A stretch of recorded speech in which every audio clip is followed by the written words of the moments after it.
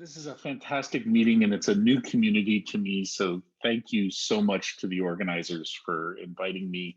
Um, I can always tell that it's a really interesting group because I change what I want to say about 8 times after listening to the previous talks. Um, so thanks so much for this opportunity. Um, I build robots not because I'm interested in technology, but because I'm interested in understanding human behavior. And I've spent much of the last 25 years building a pretty wide variety of socially interactive systems, most of which that engage with kids, just because that's where my developmental interests lie.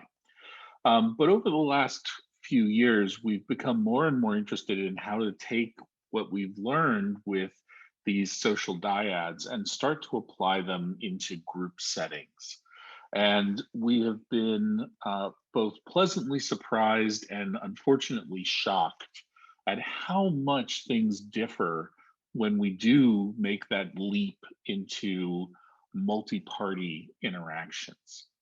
So I want to share today 4 very quick lessons of what we've picked up as we've tried to make this transition. And these are all lessons about people, not lessons about robots. So let me dive right in. Uh, the first lesson is that the social cues, even really basic social cues, differ completely when you're working with groups rather than with individuals. And the systems that we've built to recognize particular social states when we're working one on one crash and burn and are useless when we start dealing with groups. My favorite example of this comes from some work that Iolanda Leite, who's now at KTH, did while she was a postdoc with me. And she was interested in how to study emotional understanding in children. So we had partnered with the Yale Center for Emotional Intelligence, who had this wonderful curricula designed to tell third grade students how to deal with bullies. And the problem with the curriculum was that it involved role playing. And for the most part, the students didn't want to do it and the teachers didn't want to assign it because they were desperately worried that if they ever picked 2 students and then there was a problem between the 2 of them, that someone was going to get sued. But they were perfectly happy to have this be done with robots. And the kids engaged completely and they wanted to help the one robot who was being bullied by the other robot. Now, what made this interesting in our setting today is that Yolanda did this both with single individuals interacting with this pair of robot and with groups of students interacting with the pair of robots. And I'm going to show you just a couple quick video clips that's going to tell the entire story for me. So here is one student interacting with the pair of robots. The robots are on the left and right sides of the video. And you can tell that she's completely engaged. She's looking back and forth between the 2 robots. She's interested in paying attention to what's going on. Whereas we came back a couple days later and she was completely bored that day and stared off into space and stared occasionally at the robots, but was not at all. It's obvious from her face that she's not engaged in what's going on. But when we did this with groups, the groups that were engaged often just stared straight at the robots or straight ahead. They did exactly what our disengaged single individual did. Whereas when they became disengaged, they started mostly interacting with each other, sometimes looking back and forth between the robots. There was also a lot more slapping involved when they were disengaged. But this was the kind of behavior that we saw. And when we trained machine learning systems, perception systems, to watch for these particular cues, and we trained it to recognize social engagement and social disengagement, in fact, the systems that we built were completely different. They didn't use the same low level features. When we tried to use one trained on individuals to work with a group, it failed completely. That is, staring at the robot when you're all by yourself means that you're disengaged and you're spacing out in what's happening. But staring at the robot when you're in a group means that you're focused and you're actually paying attention. So even our basic understanding of what are social cues suddenly changes when we start dealing with this group setting. Okay. Second, when we look at what robots can do, we know that robots do trigger group level behavior effects, but sometimes they take just a little bit more to get at them.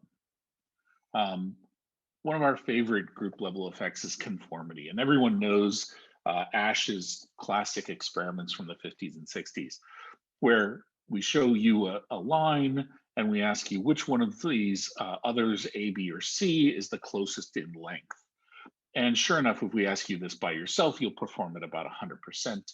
But when we put a series of confederates before you who answer incorrectly, about a third of you will go along with that incorrect answer, even though you know it's absolutely right. Now, when we try to replicate this same effect with robots, it doesn't work.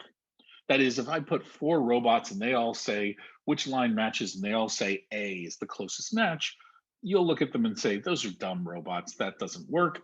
The right answer is C. Well, we're working here with a social grouping where not everyone is equal. And so when we take that into consideration and we start looking at a more ambiguous task, suddenly we'll see these group level effects emerge. This is some work from my current PhD student, Nicole Salomon's. So Nicole took a more ambiguous task. She took a series of these very conceptual art pieces from a game called Dixit. And one player gives a single word to try to point to one of the cards and get all of the other players to select that same card. So we did this with robots, the same little keep on robots that you saw before. And one of the robots said a word, lonely. And everyone, three robots and the human, all answered on a tablet what they thought was the correct answer. Now, no matter what the human said, we faked the rest of the voting. And we always responded with the top two choices, one of which was the human's response. In one condition, we told you explicitly what the votes were: three votes for one image with the bench, one vote for an image with the snow globe. And in the control condition, we told you the top two, but didn't tell you what the vote was. Now, you knew if you were in that experimental condition, you had voted for the snow globe, and we faked the robots' votes so that they all voted for the bench. And we then gave participants the option to change their answer. And in fact, when they were faced with that knowledge of the rest of the team, the rest of the robots in this case, voting against them, again, about a third of them switched their votes. That is, we see this group level behavior, this conformity effect, suddenly taking place where groups of robots, pieces of technology, are influencing the behavior of people, taking the answer that they thought was right, that they gave initially, and getting them to change their response. Okay. So if robots can do that, if robots can create these group level social effects in groups of people, can we use that for some kind of good? But not only that, we know here that a group of robots is impacting one person. Can we get a single robot to influence the behavior of a human group? So let me now turn to my third point. That is, robots can influence not only the behavior of the group, but also individual behavior, that is, human to human behavior within the social team. This is some work from Sarah Sebo, who was my PhD student at the time and is now at the University of Chicago. So here's what Sarah did. She brought in a group of people who didn't know each other, and they had to play this collaborative game together, three humans and one robot. And in the game, they're building little pieces of a railroad track. And at the end of each 2-minute round, they're told whether they individually have succeeded or failed, and whether the group as a whole has succeeded or failed. And the group only succeeds if the entire team succeeds. Everyone has to win in order for the group to win. Now, no one is, however, told whether anyone else individually has succeeded or failed. Now, we basically faked it again, and so we were able to rig the game so that we could control exactly when and where and to whom failures would occur. So that was kept constant throughout the experiment. The only thing that varied was what the robot did when there was a failure. So in our control condition, a robot said basically some relatively non-charged utterances. So we've completed 14 rounds in 18 minutes, blah, blah, blah, blah, blah. And in the experimental condition, the robot said something in an attempt to try to connect to the rest of the group. Awesome, I bet we can get a high score, just like I scored really well in my soccer game. In the control condition, we'd say things like, we didn't place the root accurately. One of the 32 pieces was out of place. And the experimental condition said, I sometimes do better with shapes than with numbers. Maybe that's true for you guys as well. So the only thing that differed here, not the number of failures, not who had failed, the only thing that changed is what the robot was saying. And sure enough, that was enough for us to see differences. So just to show you what it looked like, here's one of the experimental conditions. The guy on the left is going to be forced to fail at this, even though he doesn't realize he's being forced into failure.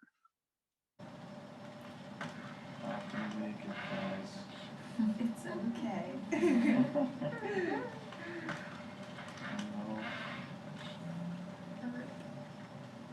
Ah, that's too bad. Even though we may be afraid to make a mistake. It's okay, we're in this together. He's very supportive. So people liked engaging with this robot. They thought the game was kind of fun. But what we really wanted to see was, did the robot's utterances actually change the behavior of the group? Now, in this case, he admitted right away to his failure. But honestly, the game was really simple. And these very high performing undergraduates at university, they wanted very much to show that they could succeed at what really looked like a children's game. And so many people, when they failed, they didn't admit their weakness, they didn't admit their failure.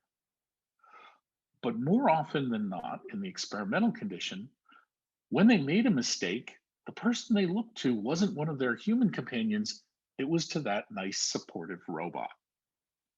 And when the robot said something, they responded to it right away. Here's some examples of that.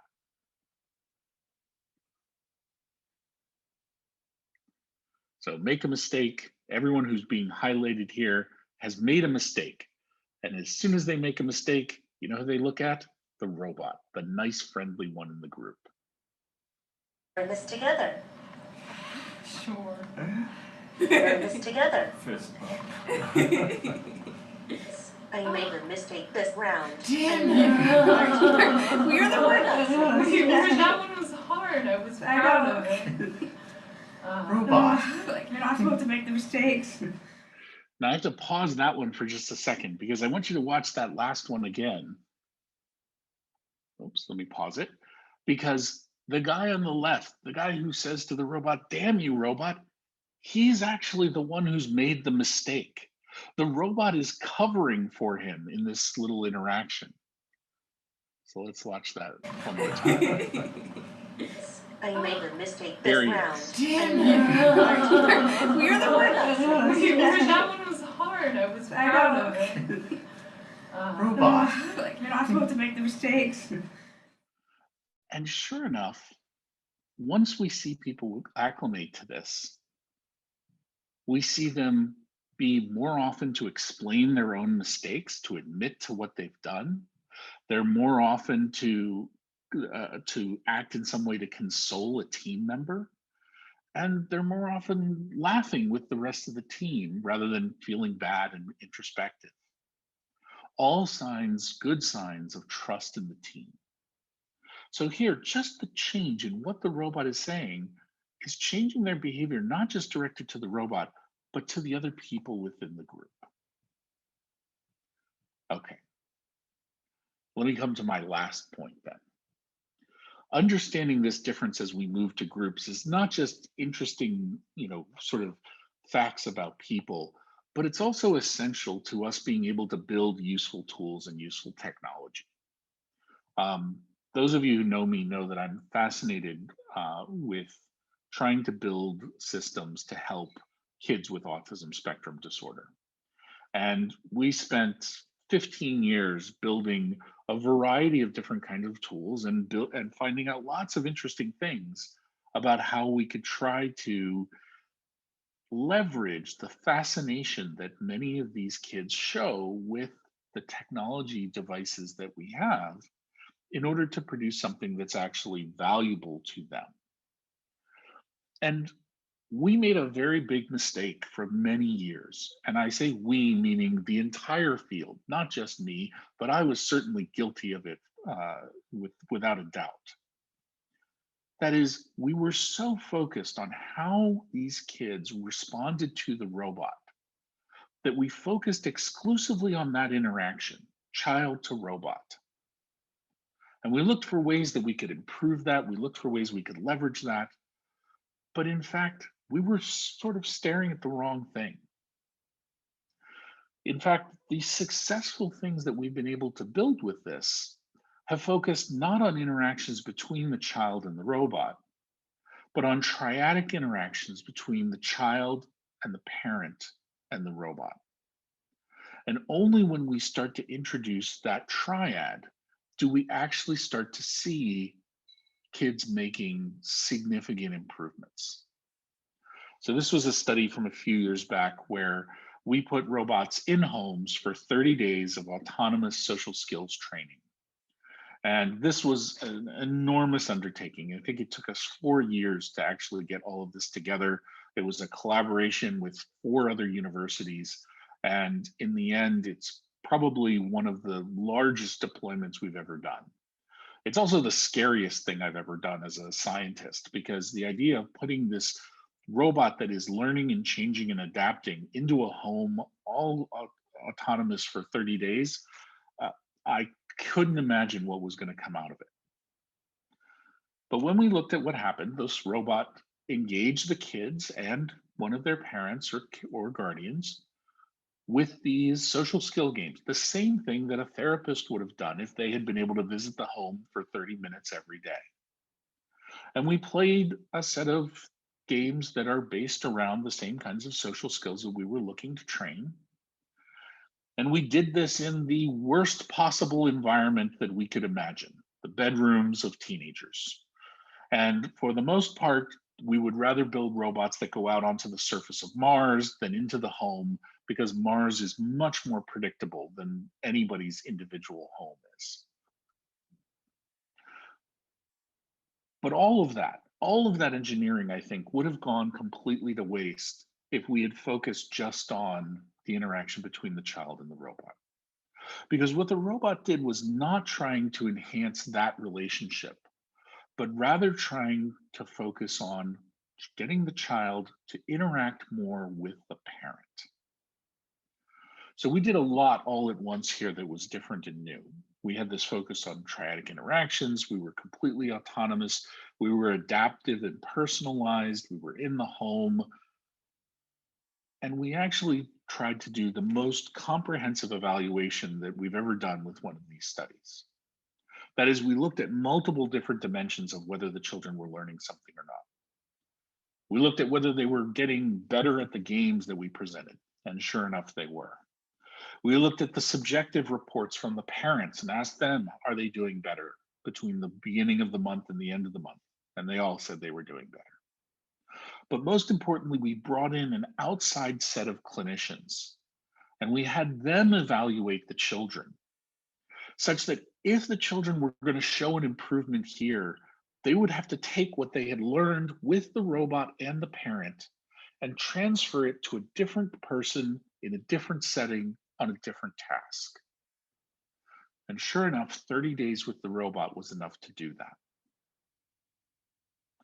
I think, though, the best summary of this comes not from us and not from our statistics, but from the parents themselves. So here's what one mother had to say, and I'll finish up in just a minute. Sometimes the therapies they get a little exhausting and he's not excited, and this one wasn't like that. He was ready to play at 7:30 in the morning. That we went to the playground one day, and I noticed immediately there was a group of children playing in the sand, and he walked up to them and said, "Hi, what are you doing?" And I don't think he would have done that a month ago. This particular family, you'll notice their bookshelves are all empty. The parents have gotten a new job and were supposed to move in the middle of this month. And they decided to ship all of their other belongings away and finish out the month with the robot because they couldn't imagine leaving it behind. That's the kind of impact that you can have when you're focused on the group, not on the individual. Okay, so to wrap up, I think there's been some just initial steps towards dealing with these group level effects. But I think it's essential that we deal with them. And I think it is really a grand challenge because it is questioning everything that we've done before and finding new ways to make those sort of one-on-one interactions scale out to the group is not just a simple matter of throwing more engineering at it. All right, since we are live streamed, I'll put up a set of references, just say this is where you can go and find more information. And if I had thought more carefully, I would have also mentioned some work that we've done with Joy Hirsch, looking at some actual brain differences when people make eye contact. But I'll have to leave that for another day. Thanks very much, everybody. And I'll turn it back to our hosts.